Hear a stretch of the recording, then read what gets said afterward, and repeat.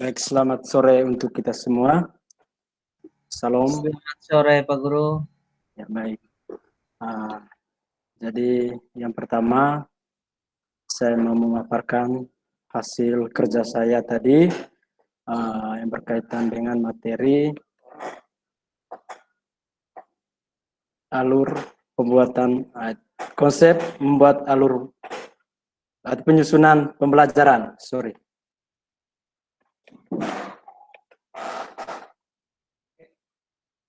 Sebelum kita mulai dengan kegiatan ini, sebelumnya saya minta waktu Pak Erin untuk memimpin kita dalam doa.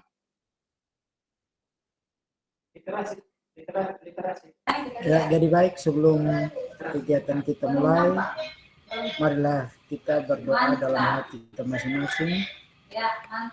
Kita berdoa.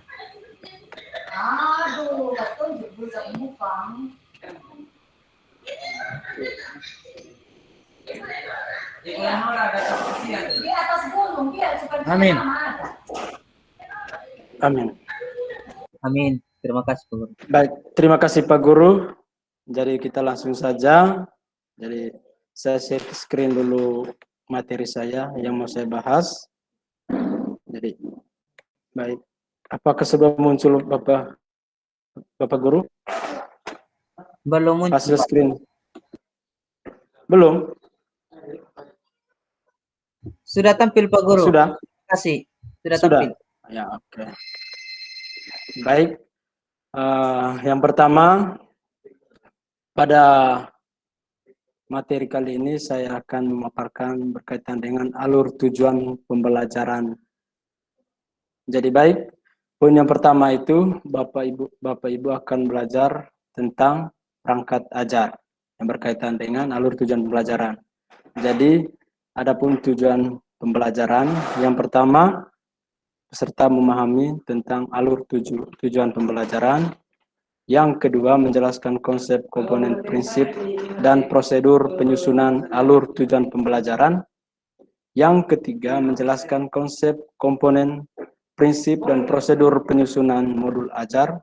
Dan yang ketiga, menjelaskan cara pemanfaat dan cara penyediaan di buku pelajaran.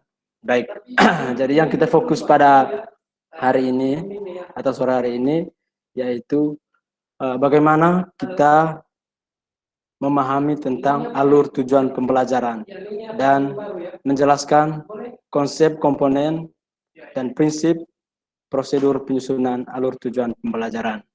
Jadi itu untuk tujuan. Jadi yang berikut, apakah Bapak Ibu masih mengingat profil Pancasila? Halo, Masih, Bapak Pak. Guru? Ya, oke, baik. Jadi sesi diskusinya itu di akhir penyajian materinya saya. Jadi nanti saya akan berikan waktu diskusi. Kita lanjut dulu. Ini pengantar ya, alur tujuan pembelajaran. Alur tujuan pembelajaran yang berkaitan dengan konsep alur tujuan pembelajaran, konsep tujuan pembelajaran, prinsip penyusunan alur tujuan pembelajaran, dan proses penyusunan alur pembelajaran.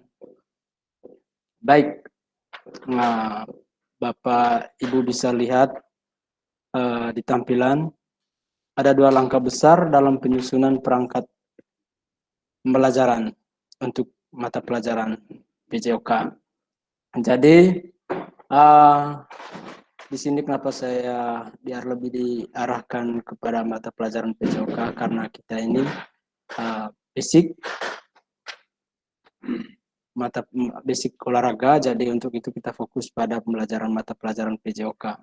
Jadi yang pertama, capaian pembelajaran diterapkan oleh pemerintah dan disusun dalam bentuk fase-fase. Jadi capaian pembelajaran ini sudah ditetapkan oleh pemerintah, disusun dalam bentuk fase-fasenya. Jadi yang pertama di situ yang berkaitan dengan penyusunan alur tujuan pembelajaran. Jadi Bapak Guru bisa baca sendiri. Alur pembelajaran adalah rangkaian tujuan pembelajaran yang disusun secara logis menurut urutan pembelajaran sejak awal hingga akhir satu fase. Alur ini disusun secara linear sebagaimana urutan kegiatan pembelajaran dan dilakukan dari hari ke hari. Jadi itu yang berkaitan dengan penyusunan alur tujuan pembelajaran. Yang kedua, pengembangan modul ajar. Jadi dalam pengembangan modul ajar ini seperti RPP, namun dilengkapi dengan berbagai materi pembelajaran, lembar aktivitas siswa, dan asesmen untuk mengecek apakah tujuan pembelajaran sudah dicapai oleh siswa. Perangkat ajar diharapkan membantu guru mengajar menggunakan metode terdiversifikasi. Jadi itu yang berkaitan dengan pengembangan modul ajar. Ya, dari pembelajaran sebelumnya, apa yang menjadi pengertian dari istilah di bawah ini. Jadi sebentar Bapak Guru bisa menanya apa itu capaian pembelajaran, alur pembelajaran, dan tujuan pembelajaran. Jadi baik, yang berkaitan dengan konsep alur tujuan pembelajaran. Jadi capaian pembelajaran, Bapak Guru bisa membaca itu, apa itu CP. CP ini adalah capaian pembelajaran, kompetensi yang diharapkan dapat dicapai oleh siswa di akhir fase. CP terdiri dari 6 fase A sampai F, atau tahapan yang meliputi seluruh jenjang pendidikan dasar, menengah, dan SMA. Fase tersebut adalah fase A untuk kelas 1 dan 2, fase B untuk kelas 3 dan 4, fase C untuk kelas 5 dan 6, fase D untuk kelas 7 dan kelas 9, fase E untuk kelas 10, dan fase F untuk kelas 11 dan 12. Jadi untuk kita, untuk jenjang SMP, mata pelajaran PJOK-nya itu berada di fase fase D, yaitu kelas 7 dan sampai kelas 9. Jadi kita berada di fase D untuk mata pelajaran untuk SMP. Jadi itu untuk capaian pembelajaran. Jadi yang berikut alur pembelajaran. Alur pembelajaran atau AP adalah rangkaian tujuan pembelajaran yang tersusun secara sistematis dan logis di dalam fase secara utuh dan menurut urutan pembelajaran sejak awal hingga akhir suatu fase.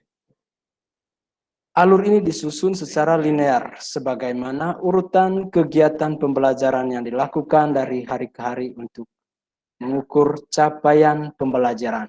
Jadi itu untuk alur pembelajaran Bapak Guru. Jadi baik. Yang ke-9 masih tentang capaian pembelajaran. Jadi ini masih berkaitan dengan capaian pembelajaran yang di bagian ke-8. Alur pembelajaran disusun untuk mencapai rangkaian tujuan pembelajaran sejak awal hingga akhir setiap fase dari satu capaian pembelajaran.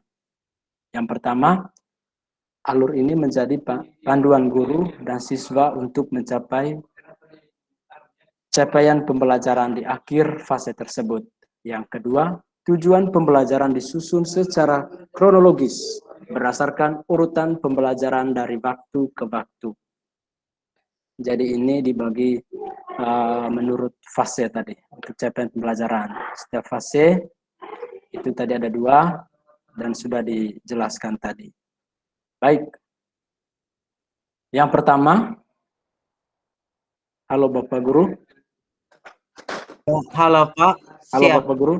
Siap, masih dengar suara saya? Masih siap. Pak. Masih, Pak. Silakan lanjut, Oke, Bapak. baik. Ya. Siap. Yang pertama, penyusunan alur dan tujuan pembelajaran. Jadi di situ Bapak Guru ada catatan penting.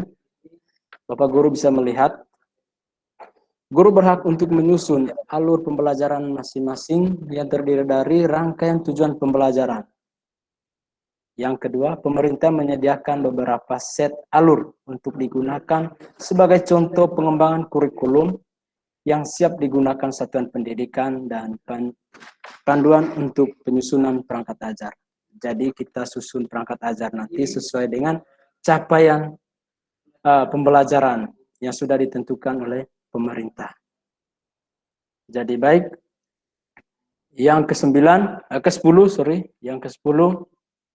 jadi Bapak Guru bisa lihat di situ konsep alur tujuan pembelajaran. Jadi alur tujuan pembelajaran di situ mulai dari kompetensi, konten, variasi, dan capaian pembelajaran.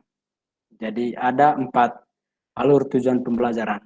Yang pertama, saya ulang lagi, kompetensi, konten, variasi, dan capaian pembelajaran.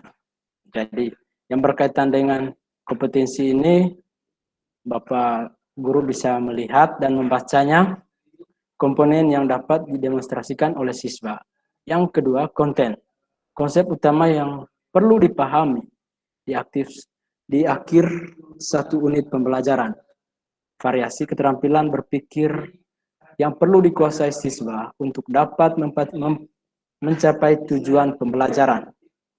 Jadi yang keempat, capaian pembelajaran itu kompetensi yang diharapkan dapat dicapai oleh siswa di akhir fase A.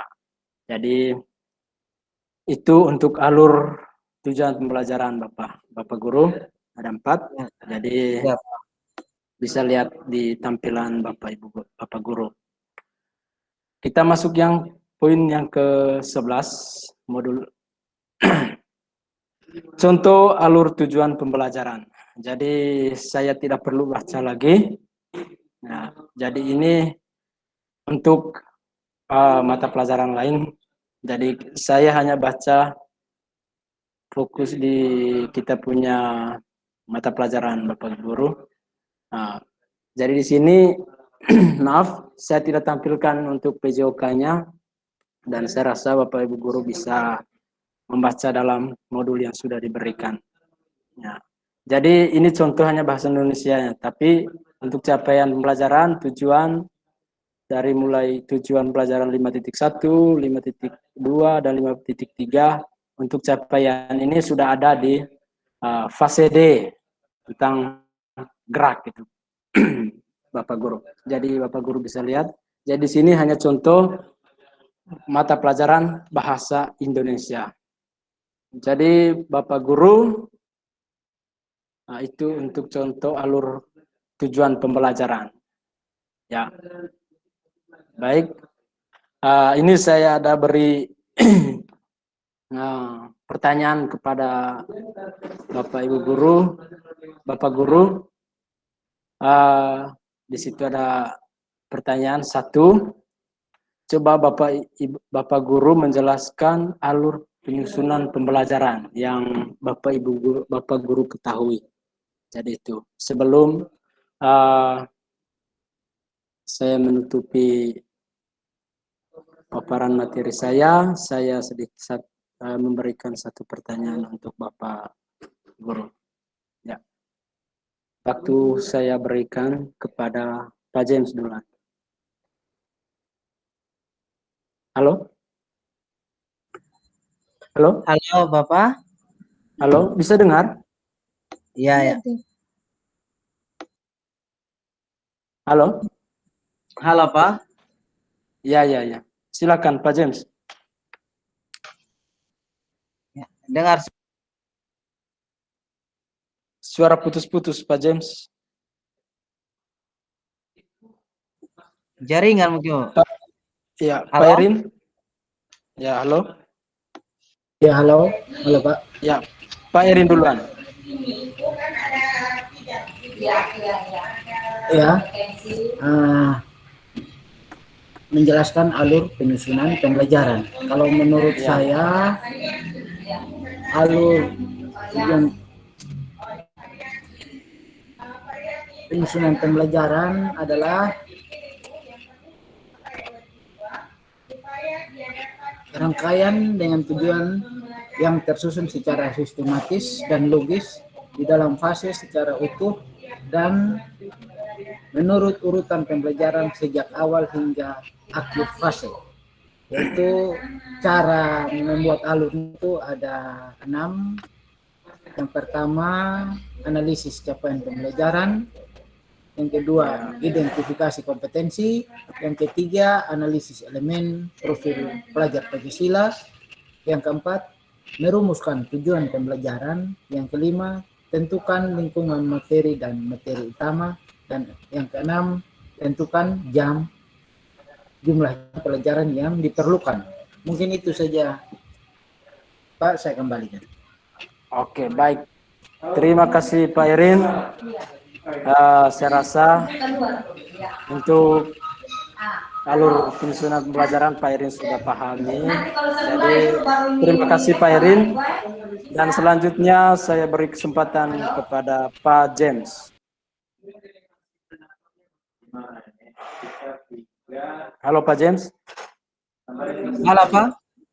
Ya, halo.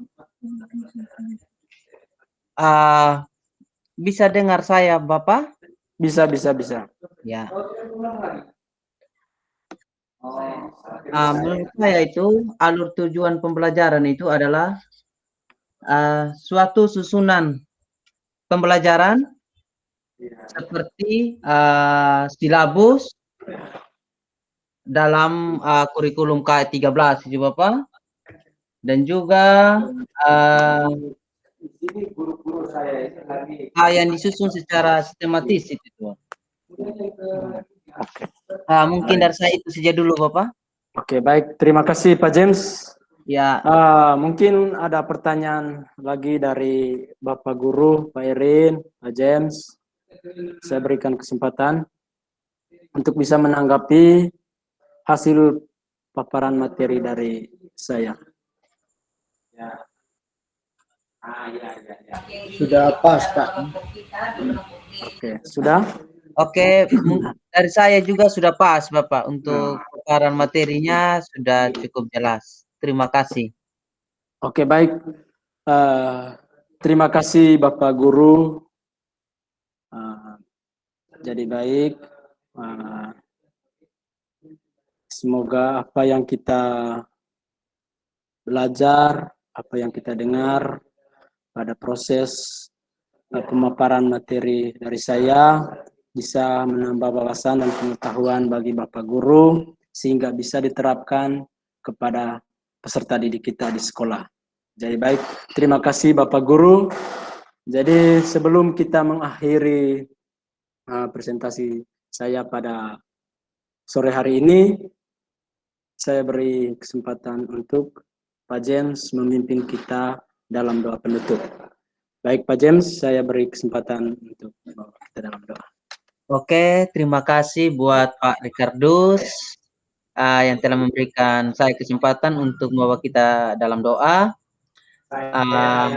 Marilah kita sama-sama berdoa di dalam hati saja. Untuk itu kita berdoa. Kita bertanya Bapak.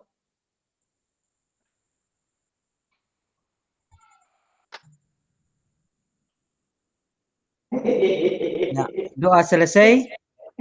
Terima kasih banyak Bapak. Terima kasih banyak Bapak Ibu Guru. Selamat sore, selamat beraktivitas untuk sore hari ini. Baik.